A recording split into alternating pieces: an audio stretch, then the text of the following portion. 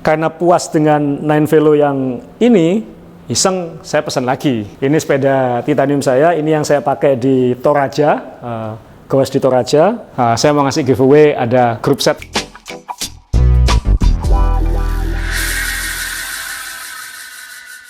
Teman-teman, selamat ketemu lagi, ketemu di meja. Sekarang saya sendirian karena episode ini saya, Azrul Ananda, akan ngomongin barang-barang favorit saya tahun 2023 ini dan fokus ke barang-barang harga terjangkau atau relatif terjangkau yang membuat saya senang selama goes tahun ini.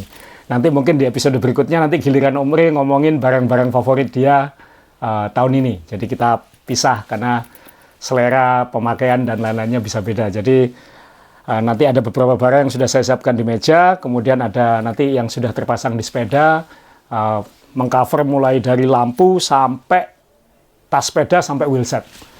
Jadi moga-moga nanti ini bisa membantu teman-teman mendapatkan referensi lah, apa kira-kira yang harus dikeluarkan untuk bisa menikmati goesnya. Dan saya sudah goes mungkin lebih dari 12 tahun sekarang, dan mohon maaf mungkin ya baru menyadari juga kalau baru belakangan ini nyadari sebenarnya nggak perlu beli yang paling mahal itu, karena makin lama teknologi itu makin trickle down. Yang barang-barang yang sekarang affordable itu kualitasnya mungkin sudah mendekati barang-barang yang dulu harganya sangat mahal. Jadi kita langsung mulai aja yang di depan saya. Buat teman-teman yang masih penasaran dengan sepatu saya, ini ada sepatu saya, ini sepatu Aza Avelio, buatan Jogja, buatan Indonesia, solnya karbon. Ini sepatu yang sudah saya pakai lebih dari setahun sekarang, dan teman-teman bisa mendapatkannya di Azaware atau di Shopee atau di Tokopedia. Harganya untuk karbon dan kulit asli yang bisa membentuk bentuk kaki kita, ini harganya sangat terjangkau, dan saya selalu bersama teman-teman berusaha memacu barang-barang Indonesia untuk bisa bersaing juga, termasuk misalnya jaket hujan yang saya pakai ini kan lagi mau musim hujan. Jaket hujan buatan Subjersey ini kami sudah nge-push tim developmentnya Subjersey begitu lama supaya benar-benar jas hujannya benar-benar jas hujan. Sebelumnya sudah ada jaket angin, sekarang sudah ada jaket hujan, dan ini di-develop sendiri di Indonesia. Jadi ini bangga juga. Semoga teman-teman di Subjersey juga terus semangat untuk mendevelop barang-barang di Indonesia. Tentunya nanti barang-barang yang saya tampilin ini mungkin semua tahu mayoritas pasti buatan Tiongkok, tapi nanti ada juga yang buatan-buatan Indonesia. Jadi kita akan mulai dari mana dulu? Dari sini ke sini ya mungkin ya. Ya teman-teman semua, hampir semua barang ini saya beli, nggak ada yang barang pemberian atau endorsan.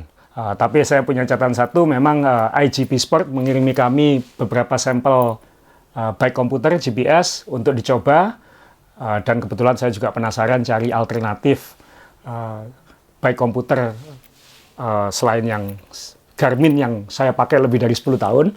Dan mungkin teman-teman melihat di podcast atau di vlog main sepeda atau di Strava saya, melihat saya sering pakai IGP Sport, dan ini saya akui memang alternatif yang baik untuk bike komputer tanpa harus mengeluarkan biaya yang, karena harganya kan yang Garmin terus terang makin mahal, jadi alternatifnya juga ada gitu. Dan belakangan saya pakai IGP Sport ini, ada dua tipe, yang 630, yang 630S yang baru saya belum nyoba, penasaran juga, ini yang BSC 300, dan ini walaupun kecil, ringan, tapi ini saya cukup terkesan. Saya sudah coba full GPS-nya, saya sudah coba fitur-fiturnya, dan sangat cepat. Dan yang paling saya suka adalah kalau nanjak. Kalau nanjak, itu gradiennya langsung tampil cepat gitu. Jadi kalau misalnya di Garmin, ini semua saya kira juga bukan rahasia, kita butuh beberapa meter sebelum gradiennya terbaca. Tapi di IGP Sport ini dia lebih instan dikit. Jadi ketika misalnya tanjakannya halus misalnya, atau miring halus di bawah 1%, kadang-kadang kalau di Garmin nggak keluar, tapi kalau di IGP Sport 0,8, 0,9 dia bisa langsung keluar. Dan ketika tanjakan Indonesia itu kan banyak yang gradiennya ekstrim-ekstrim dan berubah-berubah terus, itu memudahkan saya untuk memutuskan kapan pindah gear dan kapan harus duduk, berdiri, atau bersiap-siap. Karena saya langsung melihat, oh ini, karena antara 17 dengan 20% itu rasanya ekstrim. Mungkin di 15 saya masih bisa nahan, tapi ketika sudah mendadak cepat ke 20, di Indonesia kan tanjakan sering kayak begitu, 20 saya harus cepat pindah gear atau cepat pindah posisi, itu bisa membantu dengan lebih cepat. Katanya karena ini menggunakan satelit yang berbeda juga, satelitnya ada satelit Beidou juga dari Tiongkok, dan mungkin itu ada keunggulannya. Tentunya Garmin, saya sudah memakai Garmin 10 tahun lebih, tetap itu benchmark ya, dan saya sudah memakai Garmin 1030 yang saya pakai di Unbound Gravel 2 kali, sampai hari ini juga masih, baterainya juga masih sangat irit. Saya masih belum merasa butuh pindah ke yang solar. Kenapa? Karena 99% goes saya ya hanya pagi, tidak membutuhkan baterai yang begitu lama. Tapi ini baterainya juga cukup luar biasa, karena saya pakai 300 kilo, saya pakai 250 kilo, itu masih baterainya masih sisa 70%, masih sisa 80%, jadi ratingnya kalau nggak salah 30 jam ya, 30-35 jam, bisa dilihat nanti di IGP Spot. Jadi ya, terima kasih ada alternatif yang bisa saya rekomendasikan. Om Rey kan pakai merek yang lain juga, jadi mungkin dia juga bisa rekomendasikan nanti. Jadi ini satu.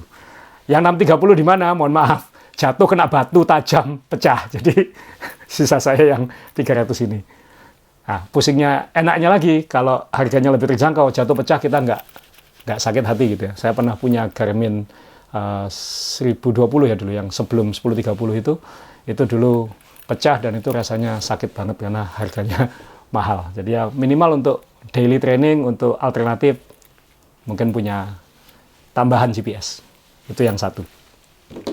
Belakangan karena tren bersepeda ultra atau jarak jauh atau sampai malam-malam itu makin ramai, banyak yang nanya ke saya, Om Rey, Om John, lampu apa yang biasa dipakai? Terus terang, saya dulu sama seperti mungkin banyak yang merasa mampu, kalau disuruh milih antara lampu harga 500.000 dengan yang 1,5 juta, saya dulu milih yang 1,5 juta. Tapi berdasarkan pengalaman pemakaian, malam-malam, apalagi ketika cuaca buruk, hujan deras, dan lain-lain, yang 1,5 juta juga bisa jebol. Pengalaman saya dan istri saya ikut East Java Journey tahun 2023, kita hanya ikut yang 600 kilo, kami masing-masing membawa 2 lampu, sama, Evo rusak 1, saya rusak 1, yang depan. Jadi mau beli yang 500.000, rusak, mau beli yang 1,5 juta, rusak. Kemudian banyak teman-teman yang rekom, udah seru nggak usah beli yang mahal, beli aja kayak merek Rock Bros atau merek-merek yang di online shop itu yang harga lebih terjangkau. Saya pikir juga logikanya masuk akal juga ya. Kenapa? Karena kalau beli 1,5 juta dipakai hujan lebat, cuaca ekstrim, rusak. Kalau beli yang 200.000 kena cuaca ekstrim, rusak, sakit hatinya kan jauh lebih sedikit gitu. Tapi terus saya tetap browsing dan lupa matiin tadi. Mati. Dan setelah browsing kebetulan waktu itu AliExpress masih bisa ngirim ke Indonesia, kan sejak Oktober pertengahan sudah nggak bisa ngirim ke Indonesia. Iseng-iseng aja saya klik, ada lampu harga 75.000, 150.000 dapat sepasang depan dan belakang. Saya beli. Dan ini ternyata nggak ada mereknya ya. Ternyata ya terang juga gitu. Dalam artian ada 2 level, jadi kalau mau benar-benar terang bisa dua-duanya, dan saya coba goes malam-malam dan lain-lain juga nggak masalah gitu. Jadi, dan saya coba 2 jam juga nggak habis, pakai full dua-duanya. Ya mungkin keawetannya mungkin tidak seperti yang lain, tapi ya itu tadi, kalau misalnya hujan lebat rusak, ya 75.000, nggak terlalu sakit hati. 75.000 kan ya bukan uang, tetap uang, tapi membuang 75.000 dengan sudah pernah membuang yang 1,5 juta kan sangat jauh berbeda gitu. Kalau misalnya setahun hanya ikut event yang goesnya gelap-gelapan 5 kali, membuang lampu 75 ribuan sebanyak 5 kali kan tetap jauh lebih murah daripada membuang lampu yang harganya 1,5 juta. Jadi ya ini yang depan, ini yang belakang juga bisa sisi luar dan sisi dalam. Ini sudah saya pakai, goes jarak jauh sampai malam-malam dan oke-oke saja. Ya mungkin nanti sebentar lagi akan rusak, tapi kan kalau rusak nggak sakit hati. Waktu itu 75.000 dengan pajak-pajaknya 150, kalau nggak salah nggak sampai 200.000 ini. Karena ongkirnya gratis dan termasuk pajak bea cukainya. Karena sekarang AliExpress sudah nggak bisa ngirim ke Indonesia, ya saya yakin ini banyak beredar di online di Indonesia juga. Jadi siapa tahu tinggal mencari aja. Atau mungkin teman-teman punya rekomendasi lampu-lampu seperti ini yang baik. Dan ini juga bentuknya kecil, jadi kalau dipasang di handlebar, dia tidak mengganggu bentuk ya. Jadi kelihatan kecil gitu. Sebelumnya sih saya juga punya lampu yang sering saya pakai, sejauh ini juga belum rusak, mereknya Moon. Mungkin teman-teman bisa cari di Indonesia banyak ini, harganya juga yang kecil ini nggak sampai 500.000. Ini juga salah satu andalan saya, tapi mohon maaf jujur saya juga pernah merusakkan salah satu, jadi saya punya beberapa. Tapi ini kalau di Indonesia sulit cari merek, nggak berani beli merek-merek yang nggak ada merek, merek Moon ini mungkin bisa jadi acuan. Apalagi bentuknya juga kecil dan masang di handlebarnya enak, bisa dipasang di handlebar aero, handlebar pipih, itu dia masih bisa. Dan saya suka dibalik di bawah handlebar, jadi kalau dari atas tetap kelihatan bersih begitu. Dan cukup kecil, tapi cukup terang. Ini merek Moon ini termasuk yang saya suka. Walaupun saya pernah juga merusakkannya. Tapi sekali lagi kalau harganya relatif lebih terjangkau, kalau rusak ya sudah kayak gitu. Kemudian saya seperti teman-teman yang hobi sepeda pasti banyak Google atau cari referensi forum-forum sepeda atau channel-channel YouTube, dan tahun ini saya dapat merek satu ini terus terang saya juga rekomendasikan ke teman, mereknya Enfitnix. Ini yang Navi 800. Ini dari aluminium ya, jadi cukup kuat, cukup terang, dan rekomendasinya cukup tahan cuaca. Saya sudah nyoba, tapi terus terang belum memakai ini saat hujan lebat karena musim hujan kan baru akan tiba. Tapi ada satu keunggulan yang saya suka. Pengalaman ikut goes jauh-jauhan, paling males nomor satu adalah ngecas lampu. Kalau baterainya habis atau ngecas untuk besok malam. Misalnya kita harus ke warung, ke restoran, harus cari colokan, atau pakai power bank. Walaupun sebenarnya juga nggak susah, tapi kan ada malesnya kayak gitu. Nah, Enfitnix ini kenapa di forum-forum ada yang rekomendasikan? Karena dia memakai sistem, ya dia bisa di-charge, tetap bisa di-charge seperti biasa. Tapi dia bilang, kalau misalnya males, tinggal bawa baterai tambahannya saja. Bukannya tambah ribet kalau tambah baterai cadangan. Ternyata juga enggak. Kenapa? Ini sangat mudah. Misalnya kita goes ya. Kita rencana malam itu nggak akan tidur, kita akan goes panjang malam. Kemudian jam 1 pagi baterainya habis. Daripada berhenti istirahat ngecas, yang bisa dilakukan adalah dibuka saja.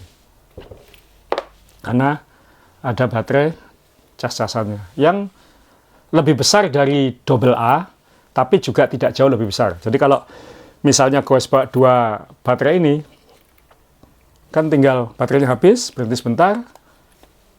Mana tadi? Ya, dipasang lagi. Kembali ya. Pasang lagi. Lalu pasang. Dan lampunya nyala lagi. Seperti ini.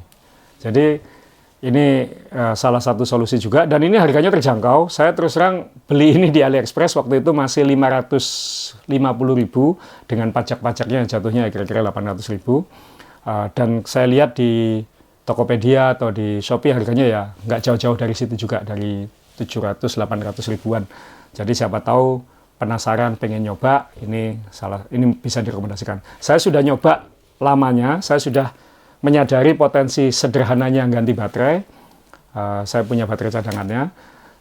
Tinggal nanti apakah ketika hujan lebat atau tidak itu tahan atau tidak. Tapi kalau berdasarkan rekomendasi dari forum-forum yang saya baca, dari teman-teman di luar negeri juga, ini lumayan oke katanya. Ya, siapa tahu bermanfaat. Jadi, bicara soal lampu, yang paling utama sekarang adalah jangan terlalu memikirkan mana yang mahal, malah mungkin berpikirnya lebih praktis saja gitu. Kalau memang khawatir itu rusak, ya pastikan kalau itu rusak Anda tidak terlalu sakit hati. Jadi ada teman-teman rekomendasi Rock Bros atau cari yang murah-murah sekalian. Toh lampu belakang 10 ribuan itu kan juga ada. Kalau rusak kan nggak terlalu masalah. Jadi ya itu urusan lampu. Sekarang bicara soal kacamata. Saya sudah 12 tahun goes dan dari dulu selalu kan teman-teman itu suka mana kacamatanya paling keren, mana kacamatanya paling baru, mana yang limited edition. Saya punya, saya nggak akan munafik. Kalau Anda ke rumah saya, Anda mungkin heran lihat betapa banyaknya kacamata saya.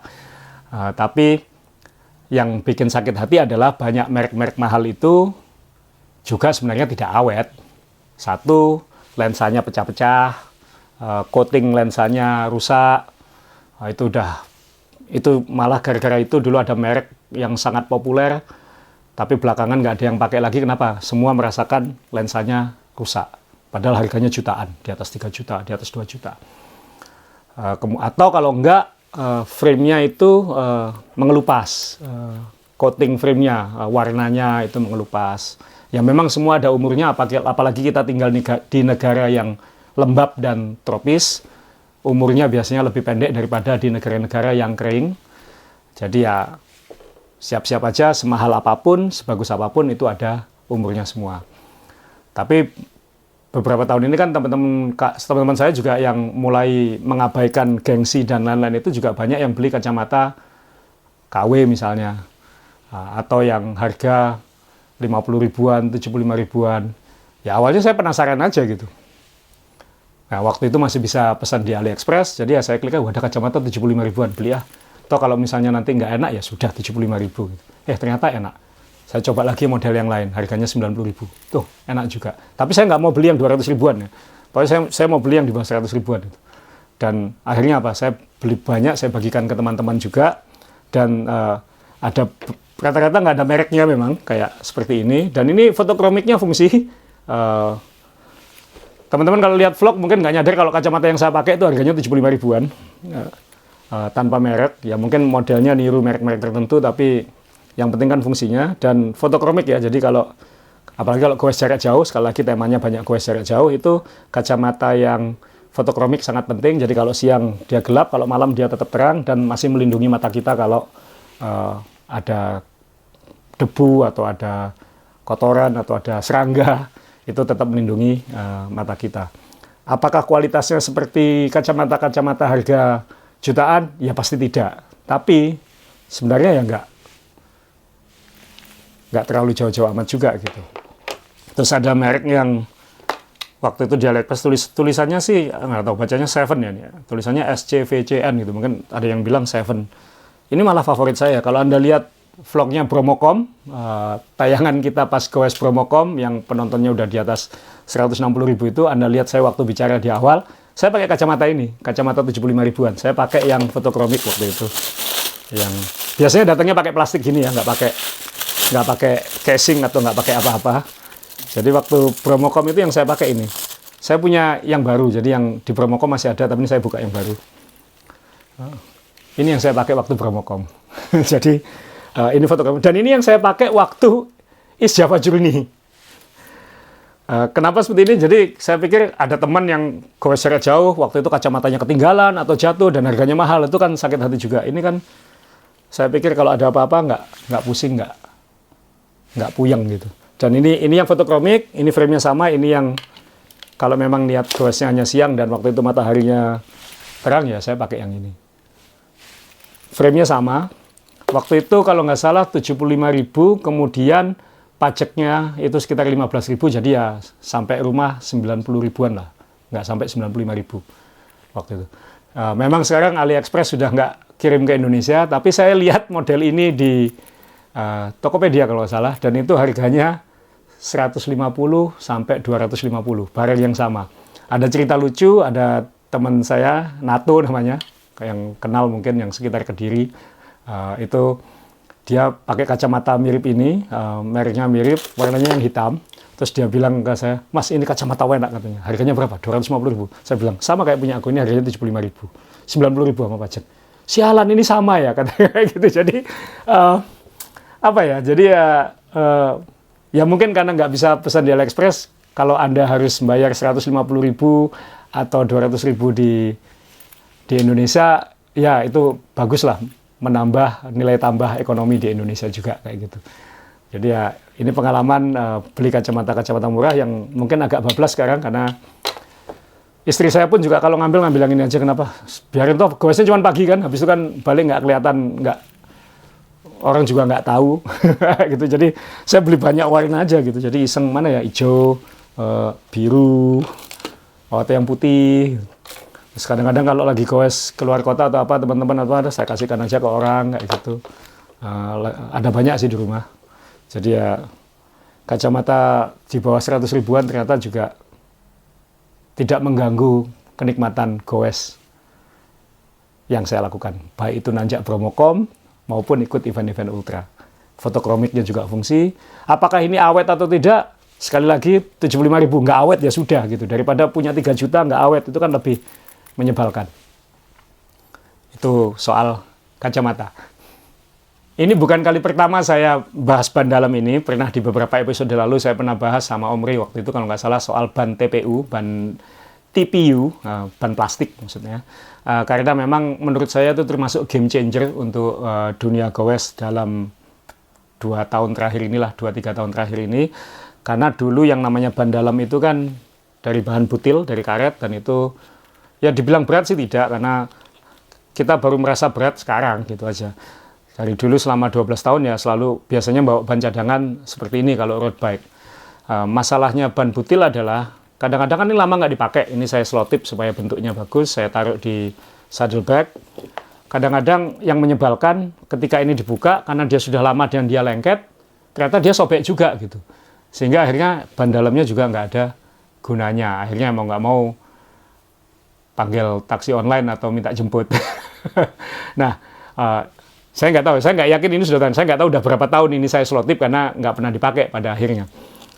Dan belakangan kita baru nyadar kalau ini sebenarnya juga berat gitu. Ini saya ada timbangan, ini saya nggak tahu ini merek apa, tapi ini ban ini Maxxis ya, ini bisa ban 23 sampai 32. Jadi mayoritas pemakaian saya kan ban 25 sama ban 32. Dan ini kalau ditimbang, ini termasuk yang ringan ya. 95 gram.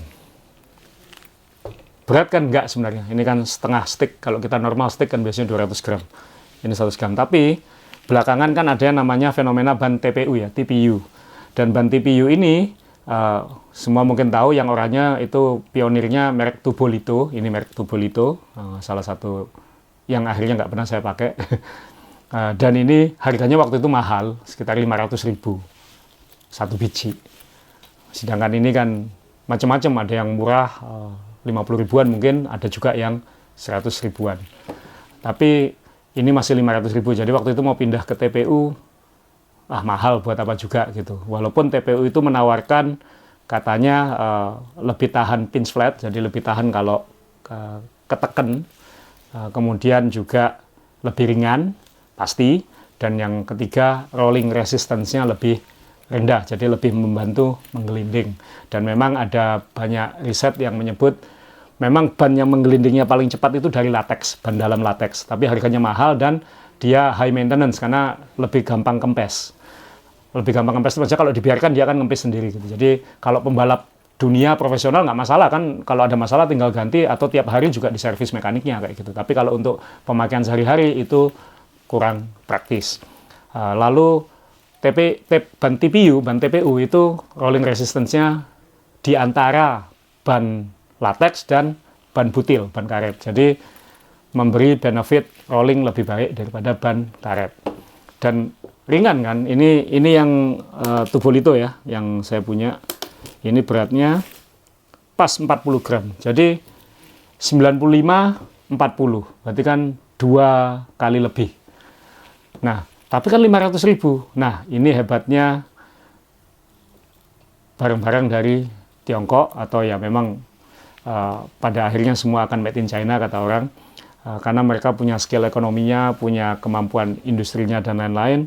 Akhirnya muncul merek-merek dari Tiongkok ini dalam 2 tahun terakhir. Saya sudah memakai 2 merek, kebetulan saya punya sampel hanya 1 merek Right Now, tapi saya punya merek Cyclami yang warnanya hijau, dan itu semua saya tidak merasa khawatir, malah apakah itu rolling resistance-nya lebih ringan, ya mungkin kita pegawai biasa nggak akan terlalu bisa merasakan, tapi terasa ringan iya, karena kalau yang tubol itu aja hematnya 55 gram satu, berarti kalau 2 kan hemat 100 gram. Anda tahu sendiri kan, beli pelek yang beratnya 1.500 gram, lalu cari pelek yang beratnya 1.400 gram, itu selisih harganya bisa 30 juta, bahkan 50 juta. Nah ini cukup dengan mengganti ban dalam, dua-duanya turunnya bisa 100 gram lebih. Lebih, kenapa? Karena makin lama kan makin ringan. Ini misalnya Right Now punya yang pertama keluar, dan merek Cyclami itu juga adalah yang 36 gram. 36 atau 37 atau 38 gram. Yang tidak jauh beda dengan Tubolito ini. Tubolito yang biasa ya, Tubolito juga ada yang ringan. 36 gram. Dan ini bisa, pentilnya bisa 45 mili, 65 mili, 85 mili. Jadi pilihannya banyak juga. Jadi kalau saya buka 36 gram, ini beratnya berapa? Stikernya saya ambil. Benar nggak 36 gram? 35 malah. 35 dan itu masih ada stikernya. Apa bedanya yang 36 dengan yang 24? Yang 36 ini bisa ban 18, sudah nggak ada yang pakai mungkin ban 18, ban 23 sampai ban 32. Jadi mirip dengan ini ya, bisa sampai ban 32 mili. Jadi ini yang saya punya agak banyak. Kenapa? Sepeda-sepeda saya sekarang rata-rata pakai ban TPU. Kemudian Right Now keluar yang 24 gram. Bener nggak nih 24 gram? Ini saya ambil stikernya. Oh sorry, ini masih ada panduannya. Kalau panduannya diambil mungkin lebih ringan. Ya, saya buka. 23 gram, jadi 1 gram lebih ringan lagi daripada tulisannya. Apa bedanya yang 24 gram dengan 36 gram? Yang ini hanya bisa sampai ban 28.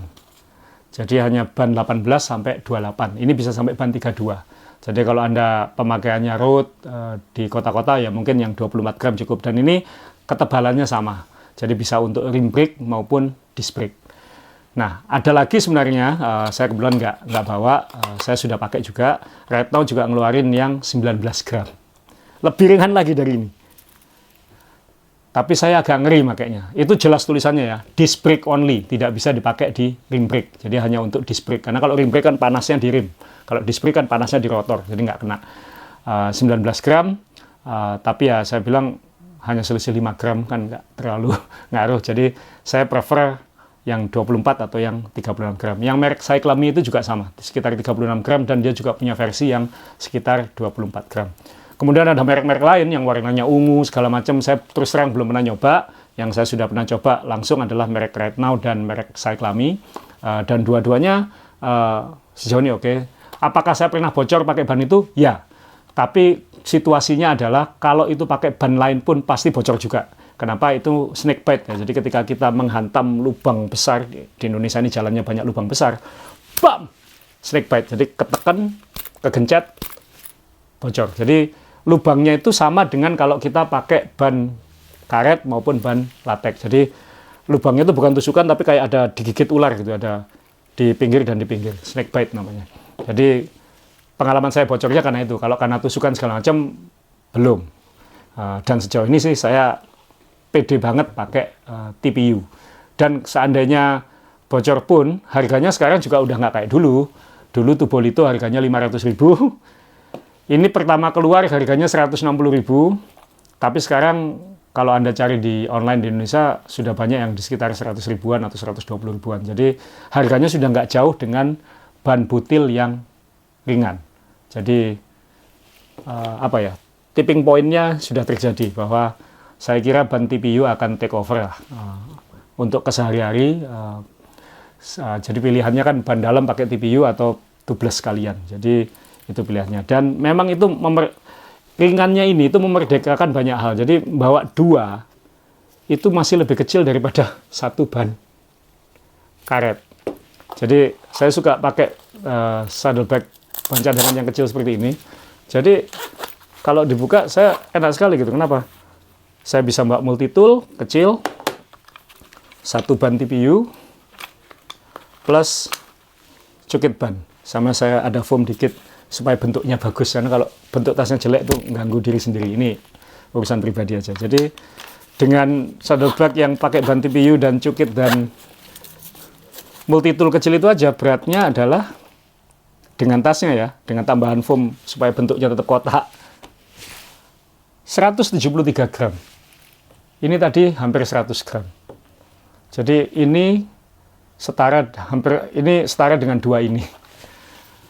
Dan ini saya masih bisa nambah lagi 24 gram gitu. Kalau mau. Bisa membawa 2 ban cadangan. Dan tidak takut ban itu rusak. Karena kalau ban karet, tadi saya di awal bilang, bisa rusak.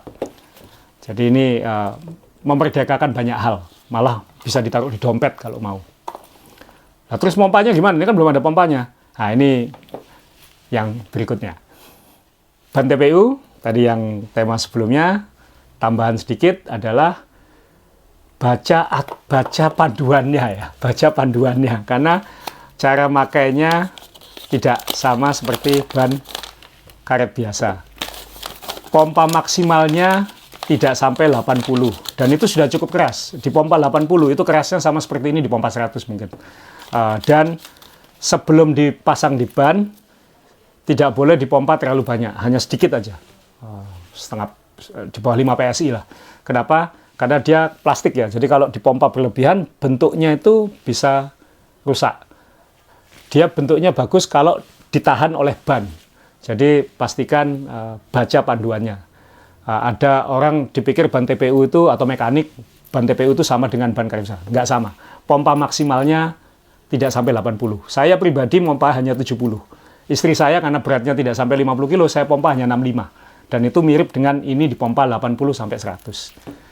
Baca aja, Anda cari di online, pasti dapat infonya.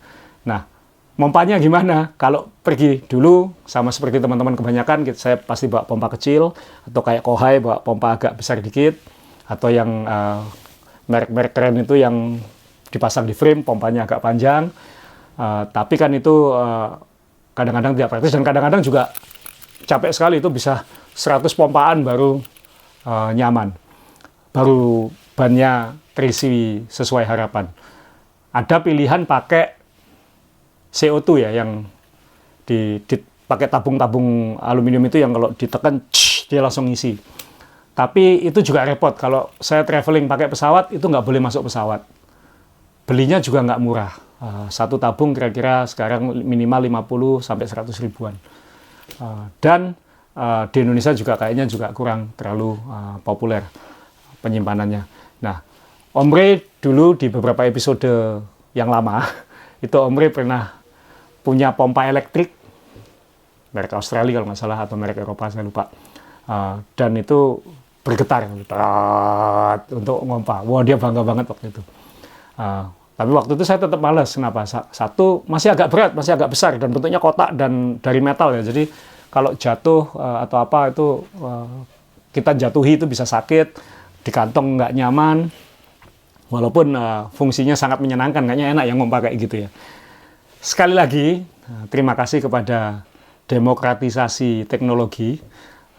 Sekarang ada banyak merek-merek pompa elektrik yang lebih kecil, sekali lagi dari Tiongkok, dan itu saya sudah manfaatkan. Bagi teman-teman yang lihat episode saya dan Om John dan istri goes di Blitar main gravel, ban saya kan sempat bocor, dan waktu itu saya pakai pompa elektrik kecil.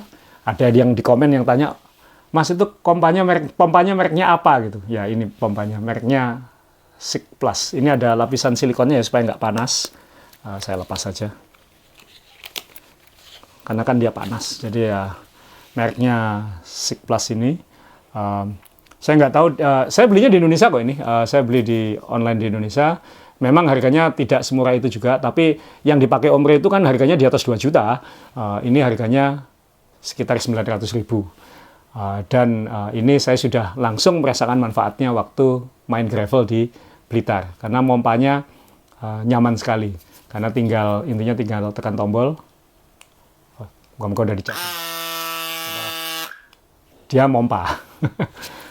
Dan itu satu ini diklaim bisa mompa 2 ban masing-masing 80 PSI. Dan itu sangat cukup. Memang kemarin gravel kan volume udaranya lebih besar, dan itu mungkin karena saya pakai ban 40 waktu itu, jadi mungkin apakah bisa 2 kali, ya kita belum merasakan sih.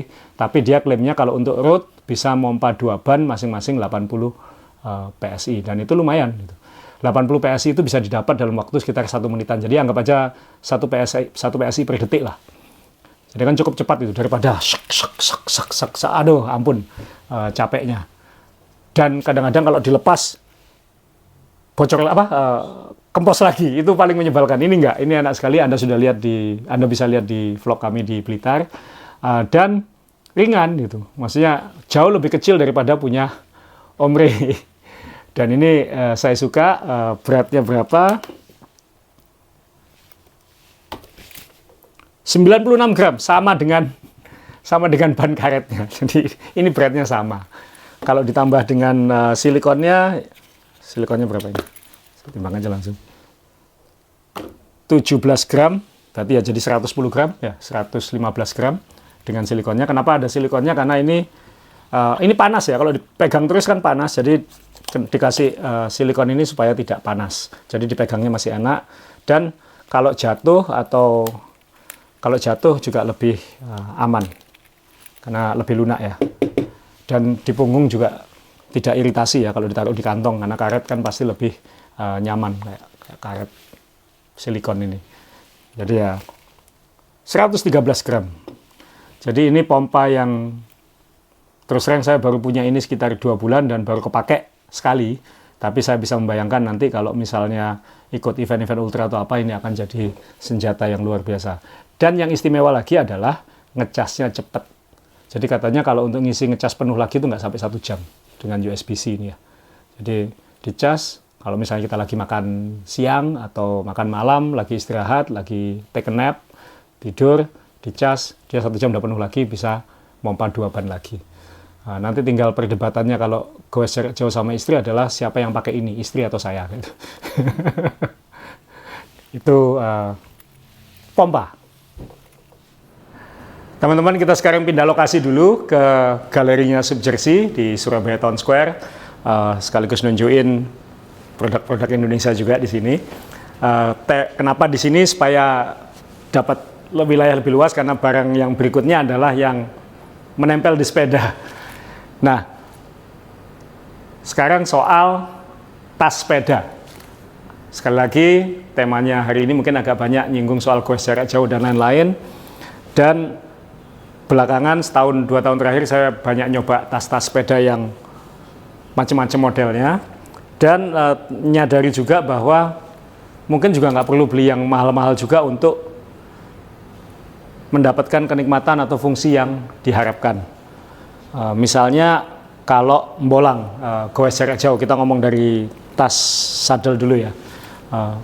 Ya saya punya merek-merek luar yang harganya ajaib-ajaib, tapi kalau teman-teman lihat beberapa episode kami, misalnya saat goes ke Mandalika, ketika goes East Java Journey atau apa, itu biasanya saya pakai tas ini. Ini mereknya Rhino Walk, mungkin teman-teman familiar semua ya, itu merek dari Tiongkok, bisa dibeli AliExpress, tapi di Indonesia juga banyak di toko-toko online. Harganya, waktu saya beli kalau nggak salah nggak sampai 750.000, tapi nggak tahu sekarang harganya berapa. Kalau nggak salah ini yang bisa sekitar 10 liter ya, 10 literan. Dan sejauh ini fine-fine aja, saya pakai berkali-kali. Satu, benar-benar tahan air, jadi baju barang-barang di dalamnya benar-benar nggak basah, relatif ringan, dan sekali lagi nggak takut kalau misalnya rusak atau apa gitu, karena ya harganya tidak bikin sakit hati kalau rusak. Karena kan banyak merek-merek yang Eropa atau Amerika itu yang harganya jutaan-jutaan. Karena waktu itu pertama beli itu ingin coba-coba aja, toh ini saya juga nggak akan sering-sering goes jarak jauh, nggak ada waktu juga. Tapi kalau ikut pakai ini aja mungkin cukup, nggak perlu beli merek yang mahal-mahal. Dan ini benar-benar sudah, buat saya sih sudah benar-benar teruji, asal masangnya benar dan nyusun barang di dalamnya pas. Saya kira merek apapun juga sama, kalau masangnya benar, nyusun urutan barang di dalamnya pas dan lain-lain, dia tidak akan terlalu mengganggu saat goes. Apakah ini goyang-goyang saat off saddle atau segala macam, tidak mengganggu menurut saya, kecuali isinya waktu itu benar-benar penuh banget. Tapi kalaupun goyang pun juga, seberapa sering sih kita off saddle ketika goes jarak jauh? Sekali lagi common sense saja gitu. Dan saya cukup puas dengan memakai ini. Jadi saya punya yang merek mahal, tapi ternyata masih sering pakai yang ini. Jadi buat teman-teman yang mau goes jarak jauh, jangan minder atau khawatir pakai merek yang lebih terjangkau seperti Rhino-Walk. Apalagi sekali lagi kalau misalnya ada kerusakan apa-apa kan tidak terlalu sakit hati gitu. Tapi pastikan satu ya, pastikan yang benar-benar tahan air. Ada banyak yang dia tidak bisa menahan air, apalagi kalau hujannya lagi benar-benar hujan yang ekstrim.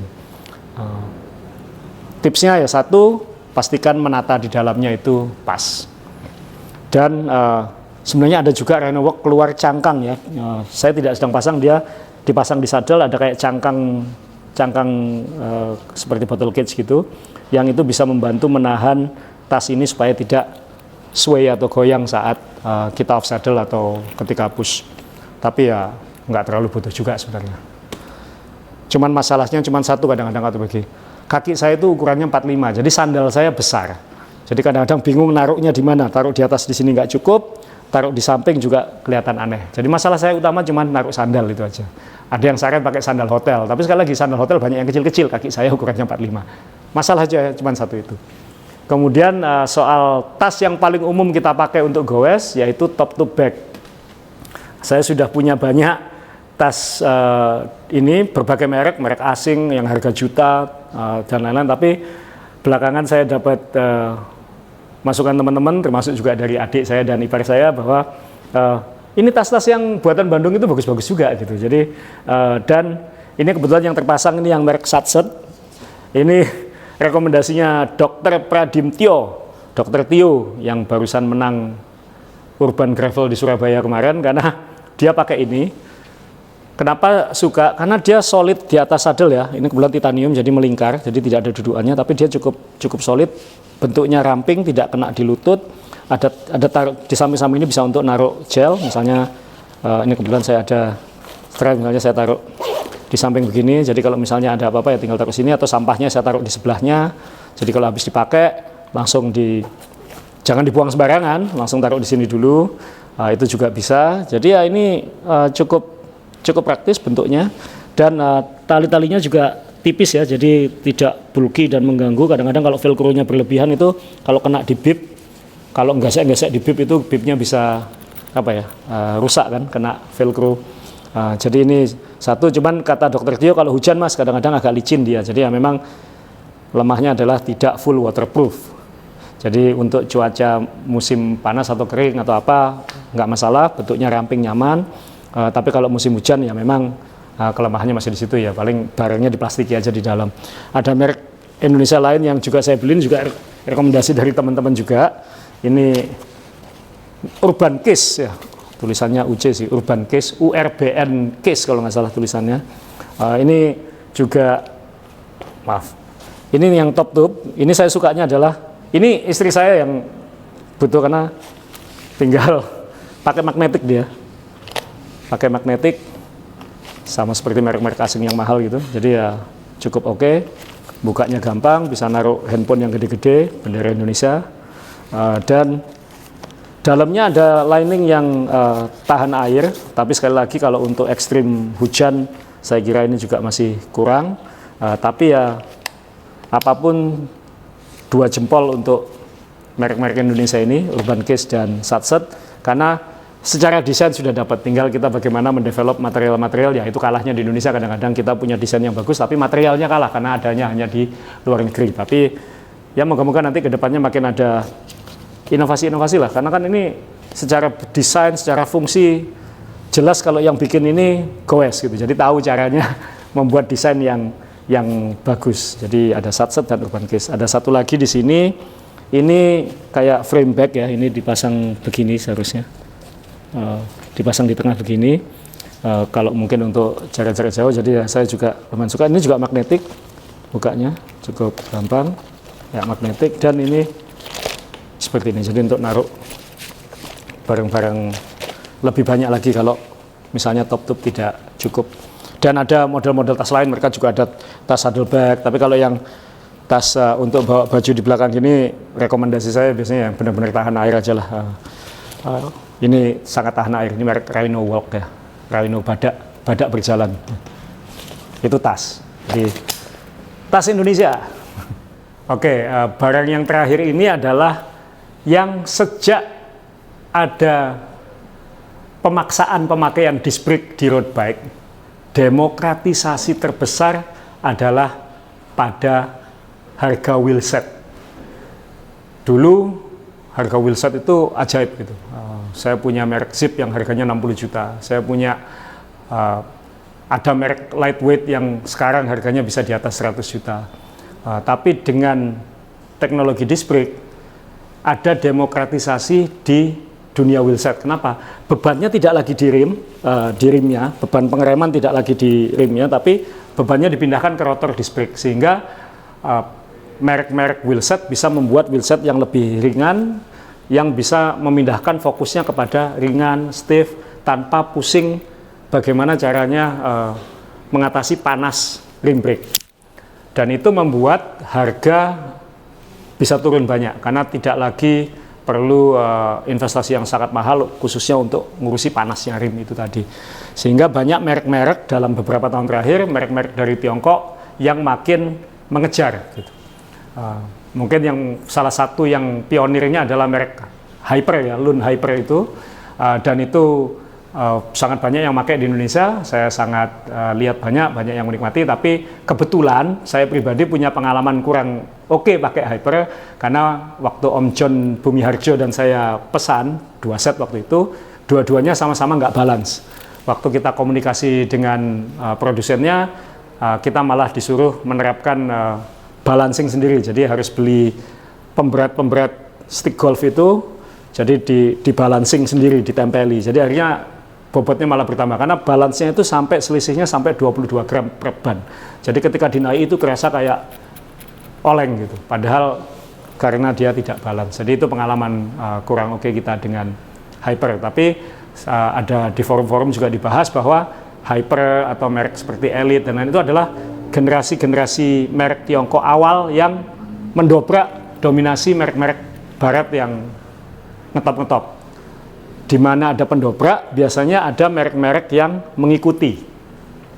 Merek-merek mengikuti ini belajar dari merek-merek pendobrak, dan mereka berusaha supaya itu tidak terjadi pada mereka. Jadi ini yang merasakan masalah-masalahnya, kemudian juga membaik, yang di belakang ini belajar dari yang sana, dia bisa lebih baik. Kan itu realita industri di dunia. Jadi dalam 2 tahun terakhir itu ada merek-merek lain yang sebelumnya juga punya pengalaman bikin wheelset untuk merek-merek barat juga gitu. Jadi bukan berarti mereka ujuk-ujuk punya merek gitu, enggak. Mereka juga punya pengalaman, dan ada 2 merek yang dalam setahun terakhir saya dan istri saya pakai, dan itu mendapatkan pengalaman cukup baik di situ.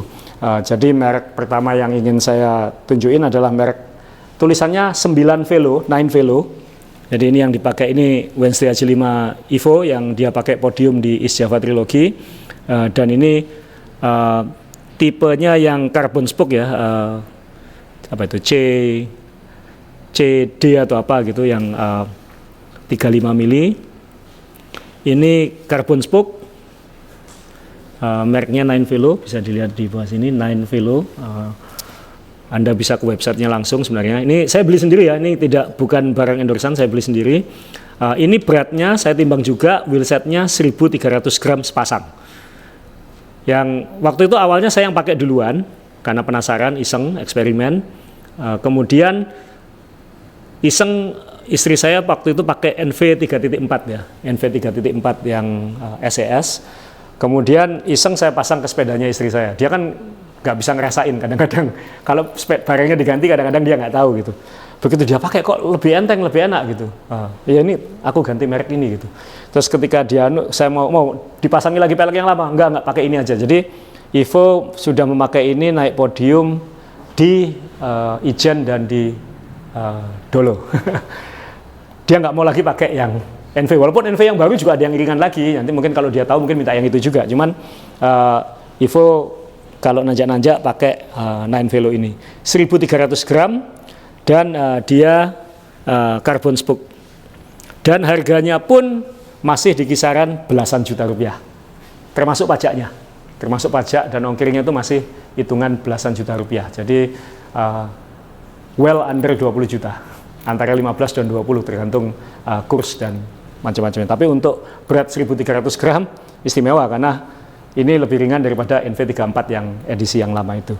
Dan satu lagi yang bikin merek-merek Tiongkok ini bisa ngejar adalah karena mereka sekarang sudah bisa pakai hub yang setara dengan DT Swiss, khususnya DT Swiss 240 karena patennya sudah habis. Jadi makanya Anda akan lihat banyak sekarang wheelset baru yang harga terjangkau itu memakai teknologi ratchet seperti DT Swiss. Kenapa? Karena patennya sudah tidak berlaku lagi, semua sudah bisa mengadopsi. Ketika itu terjadi demokratisasi, makin banyak yang memakai teknologi itu semakin terjangkau untuk semua. Jadi ini hubnya, ini yang belakang, ini yang depan, maaf, ini yang belakang. Ini pakai ratchet ala DT Swiss. Ini masih pakai 36 tooth ya, masih 36T. Bisa di-upgrade ke 54 seperti DT Swiss. Nah, karena puas dengan 9 Velo yang ini, iseng saya pesan lagi.